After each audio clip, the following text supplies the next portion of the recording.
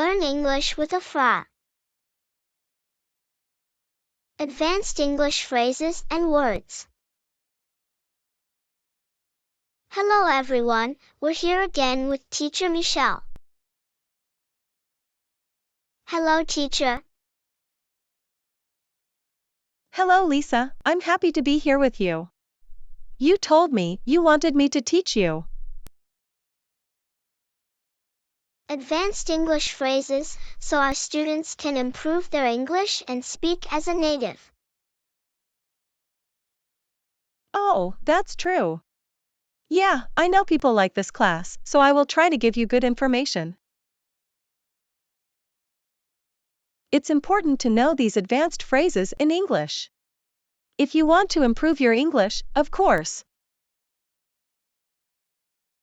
So, what would you say about these videos, for example?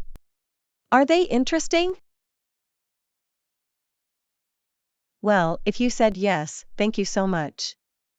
But there are more advanced ways to express this. For example, you can say, it's fascinating, or it's intriguing. You can also say, I couldn't tear myself away. It means I paid a lot of attention. Or if you're talking about reading books, you can say, I couldn't put it down. This phrase means that the book you're reading is extremely interesting. I couldn't put it down. Or I was so into it, I lost track of time. Now, if you want to say the opposite.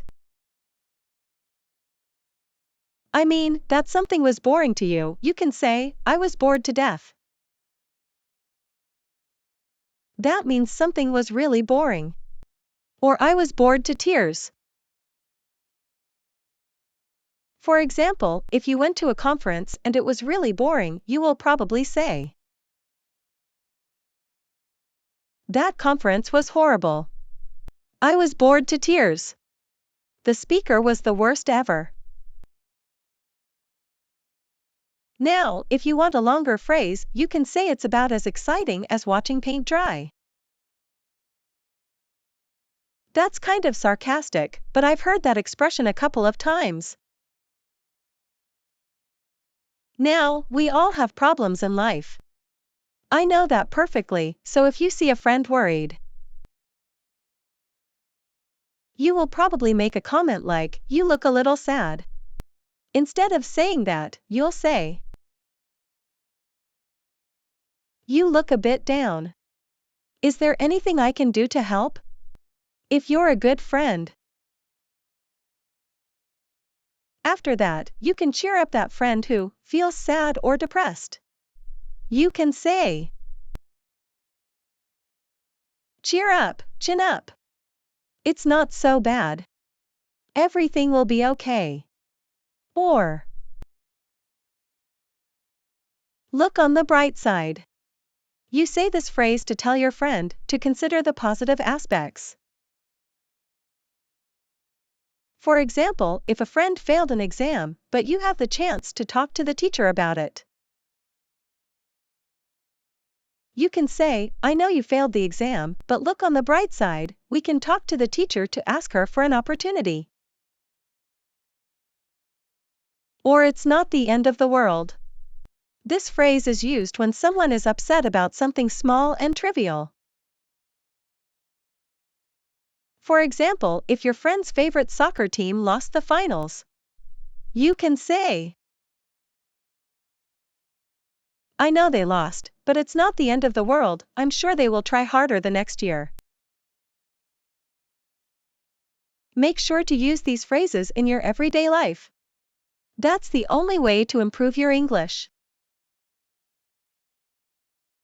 Now, if you want to express you're disappointed about something, you can say, what a pity, or what a shame, or how disappointing. For example, if you find your partner cheating on his or her exam, you can say, I can't believe you're cheating on your exam, we studied hard for it. How disappointing. Or you can use expressions like, it was a real letdown. It means it was a real disappointment. Or maybe you watched a movie a friend recommended you, saying it was really good. But at the end, it wasn't that good. Instead of that, it was really bad. Then, you can say, the movie you recommended me was boring. It didn't live up to my expectations. I'm going to teach you some phrases to indicate you don't believe someone. Pay attention. To express you don't believe someone, you usually say, you're kidding. Or you must be kidding. Well, instead of saying that, you can say, you're pulling my leg. For example, are you telling me you won the lottery yesterday? You're pulling my leg. Or when somebody is exaggerating, you can say, that's a bit of an exaggeration. Or he's stretching the truth. He's not telling the whole truth. She's being economical with the truth. It means she's lying or not telling the entire truth. Imagine you don't believe someone's story, then you can say, his story is fishy. Or when you're sure somebody is lying and you know it. That's an outright lie. And followed by this, if someone is lying, it means that person is not a good person, right? So we could say that is a bad person. But instead of saying, he's a bad person, we can use different expressions like, he's a creep or he's a psycho. He's a scumbag. He's an asshole. Alright, too much. Maybe you can say, he's a jerk. It means he is not very intelligent. There are stronger insults, but we can leave that for a next video, if you want it. And if someone insults you obviously, you will notice her or his facial expression. Then we need to know how to describe those facial expressions. Am I right? For example, if you look somebody very happy, you say she looks very happy. But that's too basic. Instead of that, you better say, she was beaming. It means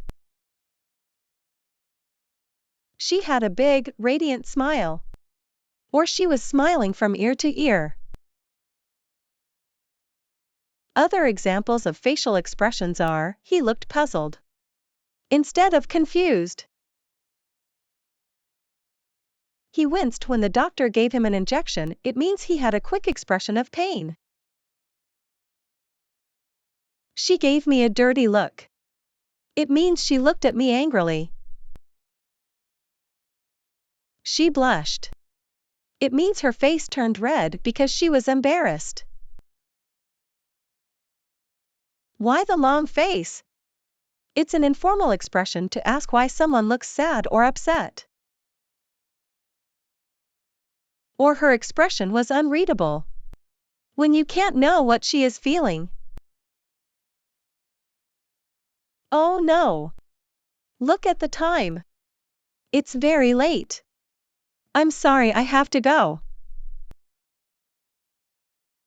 Yeah, I get it. That was a very fascinating class. Thank you very much. But we're going to have another video with advanced words and phrases, right?